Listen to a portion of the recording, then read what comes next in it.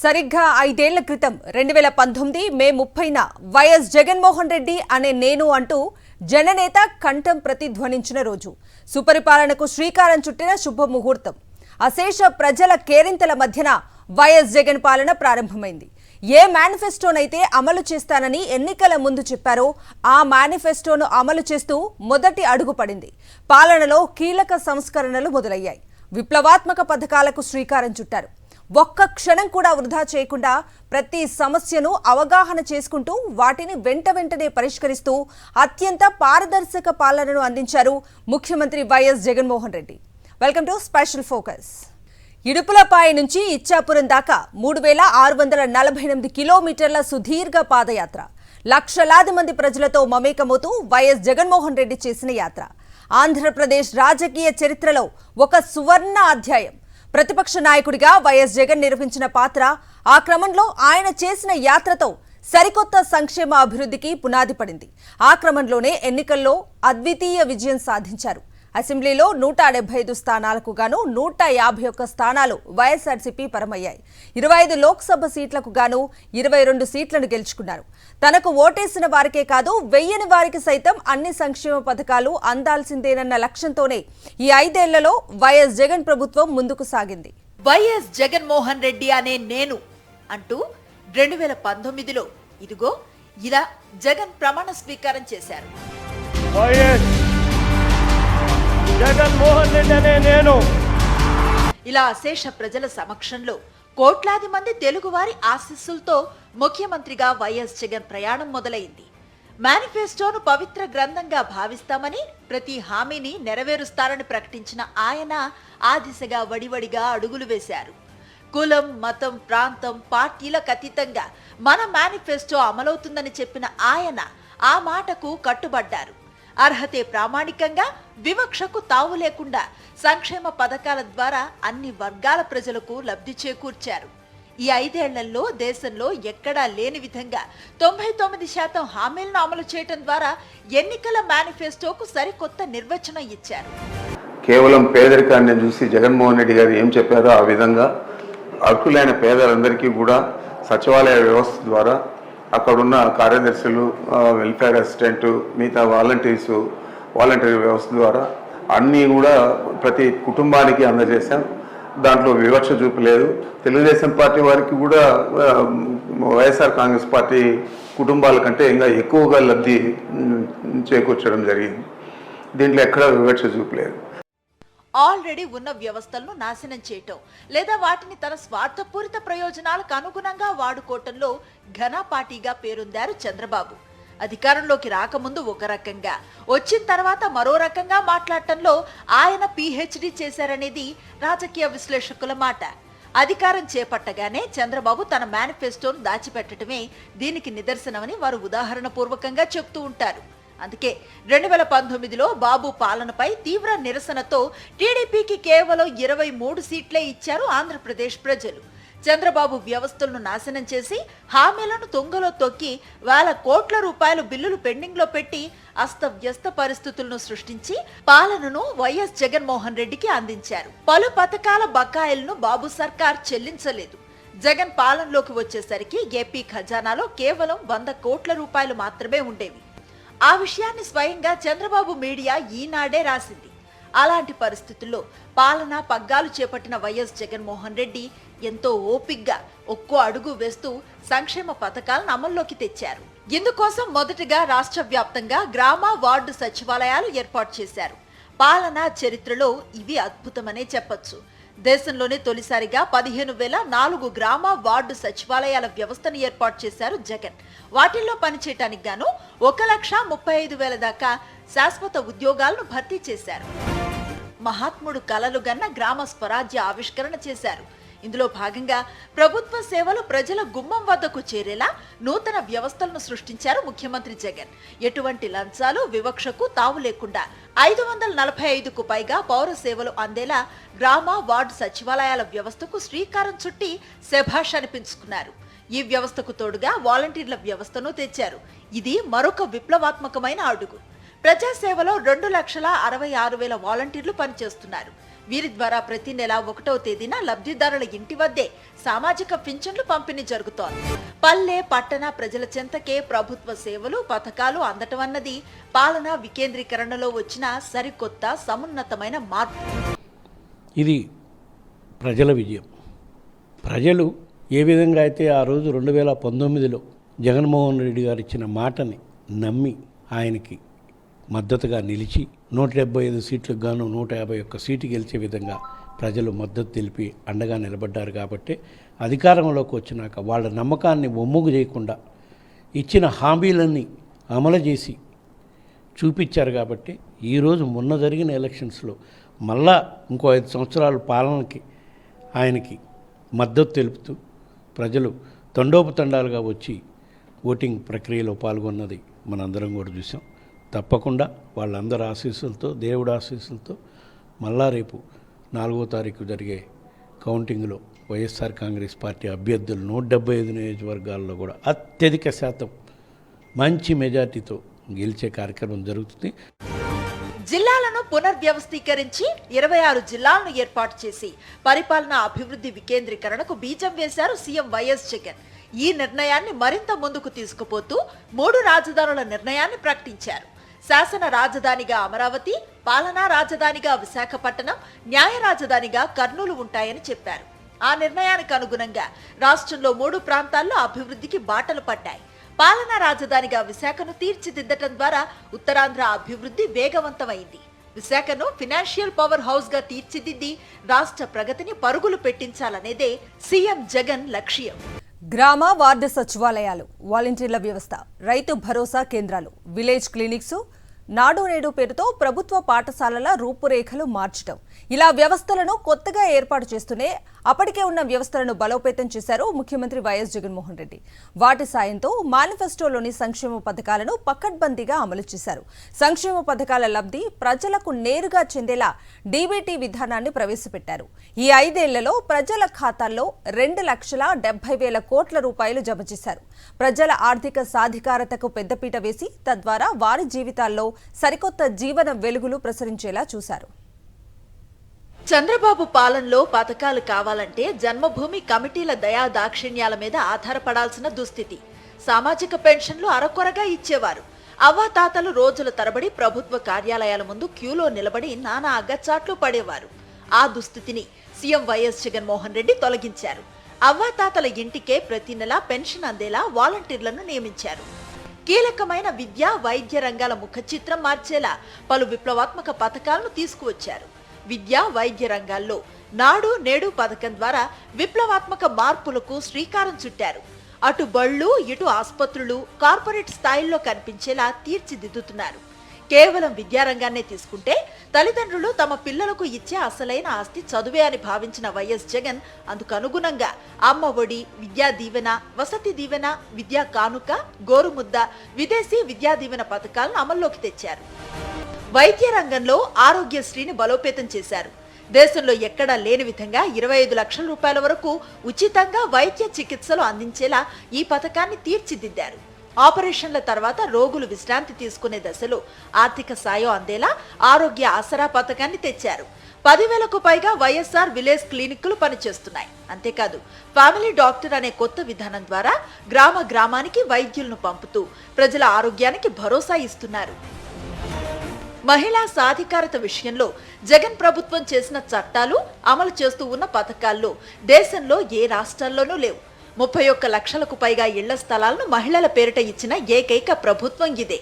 ముఖ్యంగా మహిళలకు వాళ్ళకి సామాజికంగా, ఆర్థికంగా, రాజకీయంగా ఉన్నత స్థానంలో కూర్చోబెడుతూ వాళ్ళ అభివృద్ధికి పెద్దపీట వేస్తూ ఈరోజు ఒక మహిళా పక్షపాత ముఖ్యమంత్రిగా జగనన్న ఆంధ్రప్రదేశ్ రాష్ట్రంలో నిలిచారు.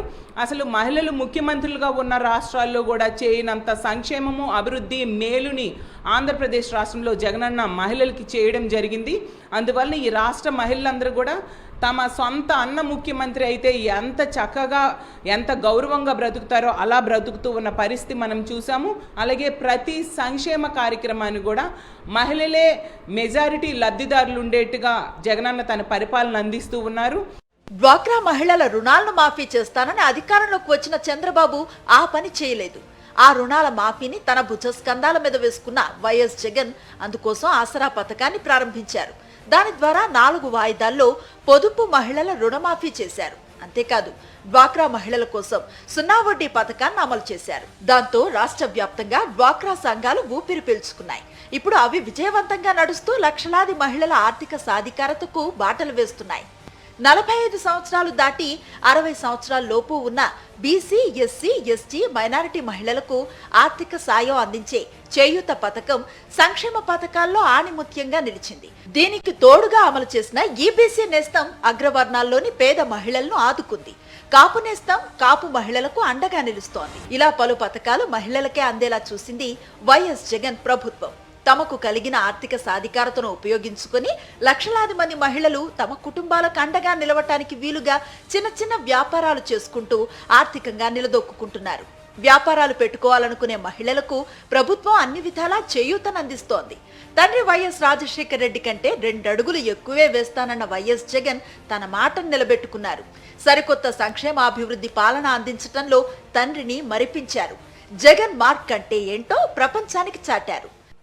అది ఒకందుకు అదృష్టం ఏంటంటే రాష్ట్రంలో 3-4 లేరు ప్లేయర్స్ మార్జుడు అనడానికి. ఇద్దరే ఉన్నారు.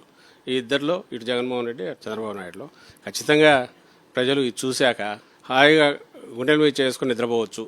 మా గురించి మా బతుకుల గురించి ఆలోచించే జగన్మోహన్ రెడ్డి గారు ఇక్కడ ఉన్నారు. అలాగే ఇంటి దగ్గరికి అన్నీ డెలివరీ అవుతాయి. సర్వీసెస్ అన్నీ అవైలబుల్ పెట్టారు. ఇంతకంటే మాకేం కావాలా? మా పిల్లలు బాగా చదువుకుంటారు. రోగం వస్తే బెస్ట్ హాస్పిటల్లో ట్రీట్మెంట్ ఇప్పిస్తారు. ఫ్యామిలీ డాక్టర్తో ఎక్కడ ఫారిన్ కంట్రీస్లో డెవలప్డ్ కంట్రీస్లో ఉన్నది ఇక్కడ. అక్కడ నుంచి పైన అపోలో స్థాయిలో తయారైన సూపర్ స్పెషాలిటీ వరకు లింక్ పెట్టారు. ఇంకేం కావాలి అంతకంటే? నాకు ఇచ్చేసి రైతుకు సంబంధించి ప్రతిదాన్ని ముందే ఆలోచించి ఏర్పాట్లు చేస్తారు. ప్రొక్యూర్మెంట్ ఎప్పుడు లేనంత బ్రహ్మాండంగా జరుగుతుంది వాళ్ళ ఇష్యూస్ పోయి చూస్తే. అలాగే విత్తనం దగ్గర నుంచి గతంలో క్యూలు ఎట్టుండేవి మీరు చూసేవాళ్ళు, అక్కడే పడిపోయేవాళ్ళు. అలాంటివి ఇప్పుడు లేవు. అంటే ఎంటైర్ షేప్ మారింది. హాయిగా నిద్రపోవచ్చు. మన పనులు మనం చేసుకుని జాగ్రత్తగా చేసుకుంటూ చూసుకోవడానికి జగనన్న ఉన్నాడు. తప్పుడు హామీలతో పొత్తులతో నెట్టుకొచ్చే రాజకీయం చంద్రబాబుది. అందుకు పూర్తిగా భిన్నం జగన్ వ్యక్తిత్వం. నాయకుడంటే అజమాయిషీ చేసేవాడు కాదు, పాలకుడంటే సేవకుడు అని చెప్పగలిగిన తత్వం జగన్ది. కానీ విని ఎరుగని మెజారిటీతో 2019 మే 30న వైఎస్ఆర్సీపీ అధికారంలోకి వచ్చింది. అధికారంలోకి వచ్చిన నాటి నుంచే పరిశ్రమలు, వైద్యం, నైపుణ్యాభివృద్ధి, మహిళా సాధికారతపై ఏపీ ప్రత్యేక శ్రద్ధ పెట్టింది. ఈజ్ ఆఫ్ డూయింగ్ బిజినెస్ లో ప్రతి ఏడాది రాష్ట్రం నెంబర్ 1 గా నిలిచింది. కరోనా మహమ్మారి కారణంగా రాష్ట్రానికి రావాల్సిన ఆదాయాలు తగ్గిపోయినా జగన్ ఎక్కడా వెనుకడుగు వేయలేదు. సంక్షోభంలోనూ సంక్షేమ జగన్నాథ రథ చక్రాలు ముందుకు సాగాయి. కరోనా కష్టాన్ని అధిగమించడంలో ఏపీ ప్రభుత్వం ఏకంగా రోల్ మోడల్ గా నిలిచే స్థాయిలో పనిచేసింది. ప్రజలకు మంచి చేయాలన్న ఏకైక సంకల్పంతో పనిచేసిన వైఎస్ జగన్ ప్రభుత్వం ఈ 5 ఏళ్లలో అన్ని రంగాల్లోనూ ప్రత్యేకతను చాటింది. జగన్ పాలనలో అంతా సంక్షేమమే, అభివృద్ధి లేదని తప్పుడు ప్రచారం ఒకటి చాలా కాలంగా కొనసాగింది. పారదర్శకంగా సాక్ష్యాలతో సహా సాగుతున్న సంక్షేమ పాలనను ఏమీ అనలేని వారు డెవలప్మెంట్ ఏది అంటూ సన్నాయి నొక్కులు నొక్కారు. ప్రజలను తప్పుదోవ పట్టించడానికి అప్పులు ఎక్కువ చేస్తున్నారని అశాస్త్రీయమైన విమర్శలకు దిగారు. ఉద్యోగాలు ఏవి, ఎక్కడా అంటూ ప్రశ్నించారు. అలాంటి వారందరికీ కూడా సీఎం వైఎస్ జగన్తో పాటు వైఎస్ఆర్సీపీ నేతలు గట్టిగానే సమాధానమిచ్చారు. కళ్ళుండి చూడలేని కబోదుల్లారా, ఇదిగో ఇది డెవలప్మెంట్ అని గట్టిగా చాటారు. 2019లో చారిత్రాత్మకమైన విజయాన్ని సాధించిన వైఎస్ఆర్సీపీ 5 ఏళ్ల పాలన పూర్తి చేసుకుంటున్న సమయం ఇది. ఈ 5 ఏళ్ల కాలంలో ఇదివరకెన్నడూ లేని విధంగా సామాజిక మౌలిక వస్తువులకు భారీగా వ్యయం చేసింది ప్రభుత్వం. రాష్ట్రంలో విద్య, వైద్య, వ్యవసాయ రంగాల్లో పెద్ద ఎత్తున ఖర్చు చేశారు. దాంతో ఇప్పుడు రాష్ట్రంలో ఏ గ్రామానికి వెళ్లినా కళ్లకు కట్టినట్లుగా మార్పు కనిపిస్తోంది. సచివాలయం, హెల్త్ క్లినిక్, రైతు భరోసా కేంద్రం, డిజిటల్ లైబ్రరీ, ఇంగ్లీష్ మీడియం స్కూళ్లు విప్లవాత్మక మార్పులకు ఆనవాళ్లు. మరి ఇది డెవలప్మెంట్ కాక మరేంటి? ఒక పక్క సంక్షేమ పథకాలను అమలు చేస్తూనే ప్రజలకు అవసరమైన విద్య, వైద్య, వ్యవసాయ రంగాల్లో మౌలిక వస్తువుల కల్పనకు ప్రభుత్వం పెద్ద ఎత్తున వ్యయం చేసింది. చంద్రబాబు ప్రభుత్వంతో పోలిస్తే జగన్ ప్రభుత్వంలోనే మూలధన వ్యయం ఎక్కువని కేంద్ర, రాష్ట్ర ప్రభుత్వాల గణాంకాలు చెబుతున్నాయి. అలాగే అప్పులను కూడా చంద్రబాబు ప్రభుత్వం కంటే తక్కువే చేశారు.